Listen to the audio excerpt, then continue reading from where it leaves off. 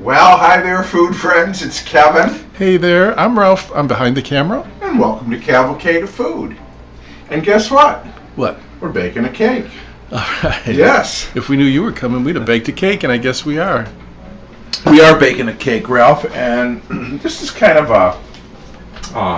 an older recipe. When I say older, it's been around for a few generations. A peanut butter cake. Ooh, doesn't that Okay. sound good? Yeah, so it's going to have peanut butter actually in the batter, in the cake batter. Wow, peanut And then butter we're going to cake. make peanut butter frosting to go on top. So it's been Okay. around at least as long as George Washington Carver. Yeah, that's right. So, and the peanut butter in the batter will kind of serve too as like one of the fats. Okay. Although we're still going to use regular butter. And we'll take this opportunity, since we're baking a cake, to talk about a vintage appliance tour. And in this case, we're going to look at and use our KitchenAid Model 3B. Come on around here, Ralph, and get here. Front Can you part. get the front part? You can see Model 3B KitchenAid, a product of the Hobart Manufacturing Company, Troy, Ohio. That looks old. It is not super old. It's from the 50s. And so KitchenAid for years, Hobart anyways, made commercial equipment like for big bakeries and restaurants and things like that. And KitchenAid was sort of their home appliance line. And of course, we still know KitchenAid today, right? Yes. And I have Very reliable, very high-end. and very strong, Yeah. heavy duty. And let me show you the thing about the KitchenAid that was unique, where the other mixers had two beaters, right, that spun in one direction, right, and a bowl that rotated in the opposite direction. They had this beater that went. You can see the beater turns and this turns. Do you see how this is turning this way, but the beater's turning that way? Oh. Okay, so it kind of had this. There's a name for that sort of action. Maybe one of our appliance friends could give us a lesson in it. Okay, but you can see. Get up close here. It says KitchenAid. It has speeds 1 through 10 up at the top, and here's your speed control. Now the speed control is on the side, but it used to be on the top. Okay. And then you can see here sort of like a little index of number 1, stirring and folding; 2, heavy mixing; 6, angel cake, whipping cream, potatoes. Suggestions for settings. Yeah, exactly. Printed right on the handle. And then you tilt it back. It has a glass bowl. It's funny that at some point, I think in maybe the 70s, KitchenAid went to stainless steel bowls, which are nice because they're unbreakable and they're unchippable. Now KitchenAid, I see on a lot of the new mixers, have brought back the glass bowl. Okay? But this is the bowl that went with this, and I don't know if you can. It says heat resistant, made in USA, KitchenAid on it. Oh, yeah. And it's grooved, okay, so that it screws onto the base securely, like so. Okay. Groovy. And, the lettering, to me, almost, that's why I thought it was older than 50s, because it almost seems like 20s or 30s. Yeah, and that may be a logo that they had for a long time. I'm not sure. We can. Maybe someone can research One of our us. Yeah. appliance aficionado friends out there. Okay. And it did have the thing in the front. You take this off, and it opens up this. You unscrew, and you can put in all your attachments that they had: grinders, graters, So it's like coffee little grinders. storage area built inside. Okay. Well, yeah. So it's for like these other attachments Right. that you can put on. So this is the mixer we're using today, the KitchenAid. So there's just a little tour of the vintage appliance we're going to put into service today. But let's start with our cake. Okay, I've got 1 stick of butter here, Ralph, that has been room temperature, so it's soft. Okay, hope it's not too soft. It's been out for a while. 1 stick of butter and 1/2 cup of peanut butter. This is creamy and probably best to use here. Whatever brand you like. Yeah, whatever you like. Get that in there. And we're gonna kind of put these two together here. Okay. You got butter in my peanut butter. You got peanut butter in my butter. Let's get our butter and peanut butter combined here. Peanut butter. Okay. Oh, you can really smell it too. Yeah. Whoop. Okay. So now that those are combined, we're going to add our sugars. I've got 1/2 cup of white granulated sugar. And then I have got 1 cup of light brown sugar. And remember, when we measure brown sugar, Ralph, we pack it into the cup. Yep. So it looks like you've been to the beach making little sandcastles. All right. Let's, whoop. Bowl came loose there. We're about to have a Lucy episode. Is it going to go flying? Okay. Okay, so you're just making sure everything's getting mixed well. Yeah, I want that sugar granules to really blend in. Okay. We hear a little crunching. Okay. That's pretty good. All right, I'm going to let it go just for another second here. Interesting how you can hear the sugar actually like kind of giving it a bit of a crunch. Mm-hmm. Now I've got 2 eggs here that I've already beaten. Okay, so 2 large eggs at room temperature, beaten. I'm going to add that in. So with a spatula. The whole egg, not just the yolk. The whole McGill. Yes. Okay, so 2 large eggs and beaten. 1 teaspoon vanilla. Vanilla extract. Yep. That always is good. All right. We're going to get this good and combined. I'll make sure that these sugars are dissolved. I'm going to scrape the bowl and we'll come on back. We're good there so far. Now, let's talk about our dry ingredients here, Ralph. So what I've got is 2.5 cups of flour. 2.5 cups of flour, got it. I'm going to put it in a sieve over this bowl because I want to sift into the flour a 1/2 teaspoon of salt, okay, and 3 teaspoons of baking powder. Baking powder, got it.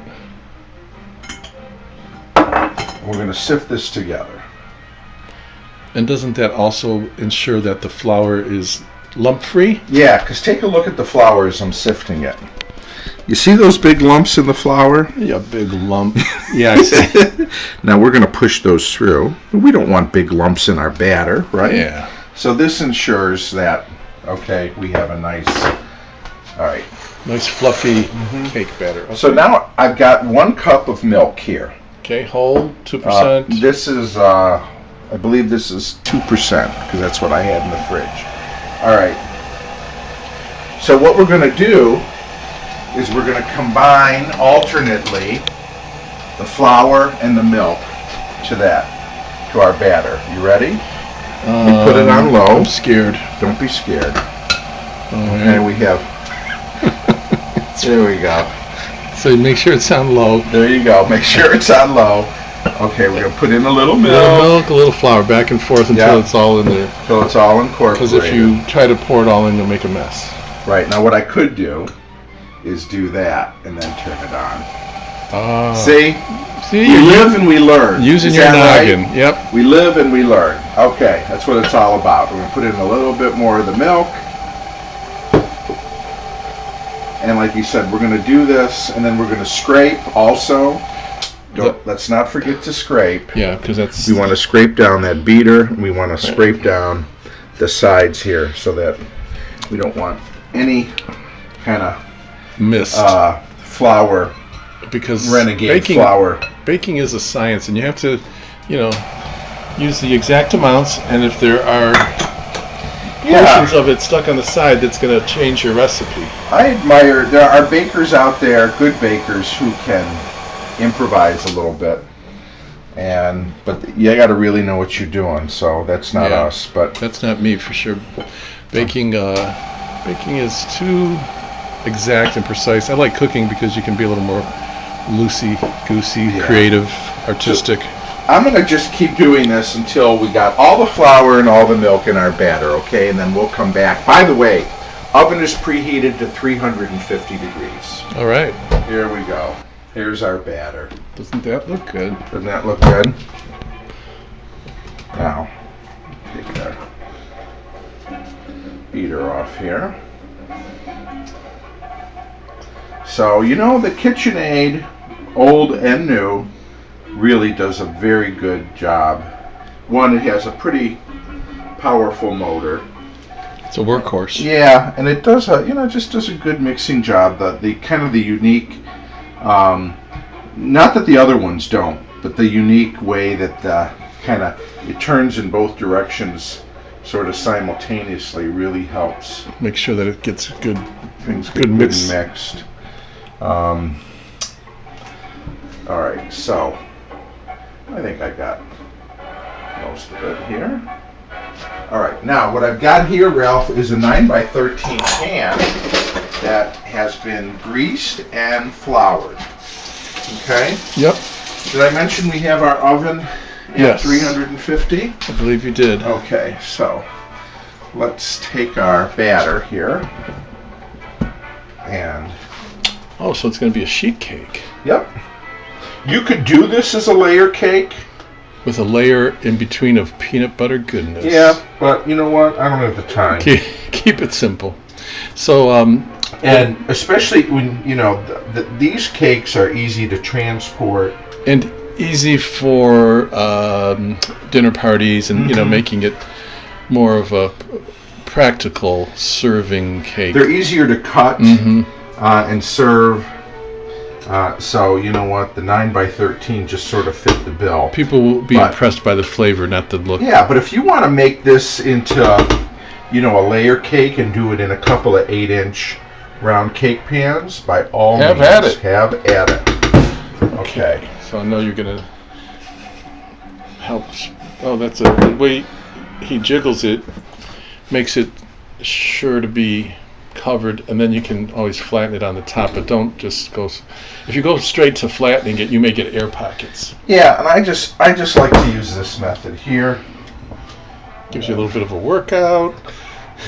Yeah, working out with cakes. Yeah, I think that should be our new exercise video. This is coming your way, folks. With some of the stuff we bake, this is a health cake. Okay, there we go. All right. We're going to bake this for, maybe about 35 minutes or so until it tests done. Again, we're at 350 in our oven, and we'll put 35 minutes on the timer and see how we're doing. Okay, Ralph. We are at 40 minutes in the oven here. Yes. Done. And the kitchen sure smells peanut buttery. Doesn't it? So, see how it bounces back when I press? That's what you want. A little bounce, not too much. Not too much. And, it's not a trampoline. And do you do the toothpick test? You can, but I don't need to do it. I know from I can know by the cake springing back. The density and the... Yeah, that it's done. So you know what? We're going to leave it here, and we're going to let it cool completely. Then we'll make our peanut butter frosting for our peanut butter cake. Can't wait. Old-fashioned peanut butter cake on Cavalcade of food coming your way. We're going to make our frosting now for our cake. You can see here it's cooled off. Here's what I've got, Ralph, on the stove here. I got 2 cups of brown sugar. Light. I'm going to add to that 1/2 stick or 4 tablespoons of butter. I'm going to add 6 tablespoons of, you could either use heavy cream or half and half. This is half and half. Okay? Then we're going to use 3 tablespoons of creamy peanut butter. All right. All right. So that's our base. Now, what we want to do is we want to basically melt this together. Okay? Was your butter room temperature? Yes, it was. Okay, and you said that was a half a stick, and then how much cream? 6 tablespoons, and 3 tablespoons of peanut butter, and then 2 cups of brown sugar. And I don't know if you can get in there and see, as this is sort of melting together, it's almost making a caramel. Mm-hmm. Okay? So low heat, just constantly stirring. Yeah, I've kind of got it on medium heat. Medium, okay. Yeah, because again, we've got all this, the sugar in there. We don't want it to burn, but what we do want to do is we want to bring it quickly to a boil. Okay? To a boil. Yeah, we want it to start bubbling. Oh yeah, it's starting to get very integrated now. Yeah. And you're can you start to smell the peanut butter? You can start to smell, right, the brown sugar. Yeah. The brown sugar, we want that to essentially melt, to liquefy. Okay, and so once it starts bubbling, we will have been there. And then the butter, of course, gives it a certain kind of richness. All right, so I'm just going to keep stirring until this starts to bubble. Then we're going to take it off the heat and bring it over here, where I'm going to add a cup of powdered sugar and some vanilla. Better get that out. Yeah. Do you see it kind of bubbling here? Yes. Under the surface? Oh, for sure. Yeah. All right. So that's basically what we want. So even though it looks very wet, it's going to stiffen up as it cools. Right. So you want it to bubble up like that. Okay. Now we're going to take it off of our heat, and we're going to add in our cup of powdered sugar. So, just in case the brown sugar wasn't going to make it sweet enough. Well, this is actually a thickening agent to the powdered sugar, so and we're going to stir this in. So it makes it more of a frosting. Yeah. And I might beat it with I got a hand mixer here. Just to be quicker and get the lumps out? Yeah. Just to maybe smooth it out a little bit. And look, you remember our old vintage KitchenAid? This is a newer KitchenAid hand mixer. I thought we'll keep this just all KitchenAid. Keep it in the KitchenAid family. Exactly. So I'm going to beat this in.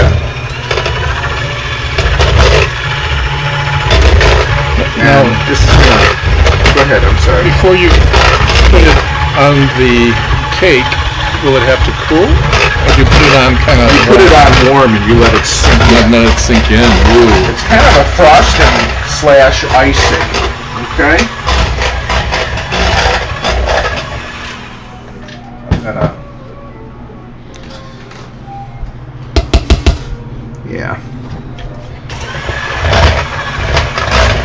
That's good next.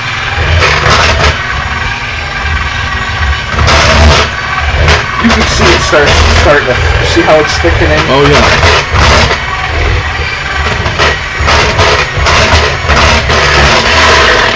Then the last thing I want to do is put in a teaspoon of vanilla. Oh. Okay. But yeah, it is doing what it's supposed to be doing, right? I'm just going to eyeball that. Put in a teaspoon. And we'll get that good and mixed in. Then we're going to put it on the cake.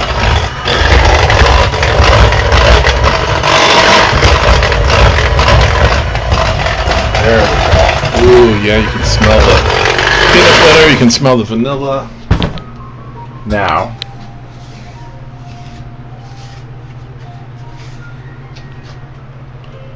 so you kind of start in the middle and then kind of spread it out gently to the edges. Yep.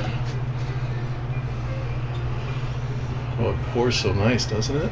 It does, because it's still warm. And you want to get it to your edges here. Okay.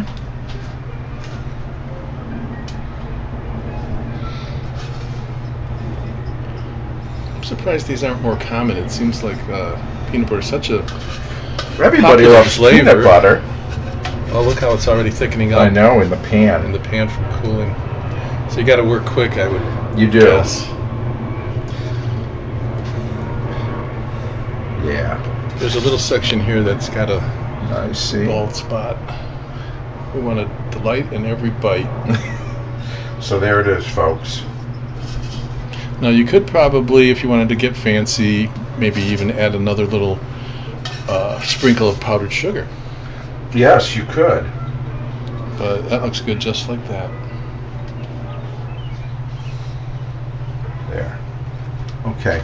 So, what do we think?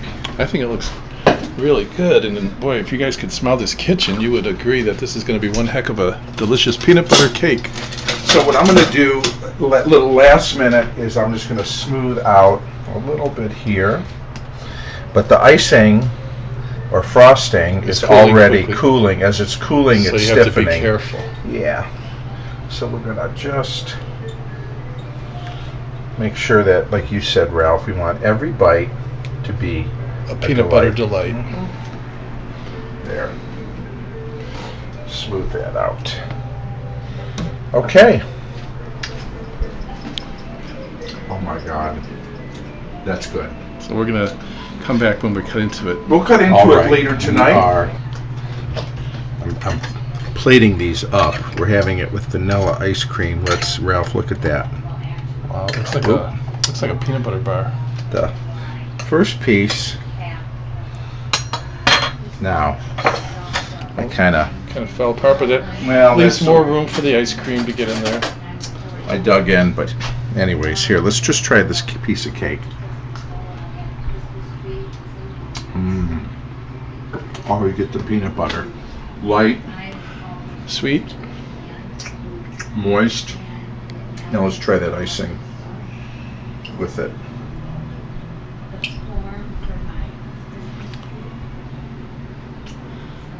It's like peanut butter fudge. Yeah, that's what I was thinking. It looked like fudge. So good. So, there you have it. Peanut butter cake. So we had a great time putting this together. Hope you had a great time being with us. I did. Let them eat cake. We'll see you next time right here on Cavalcade of Food. Bye, everybody. Don't talk with your mouth full.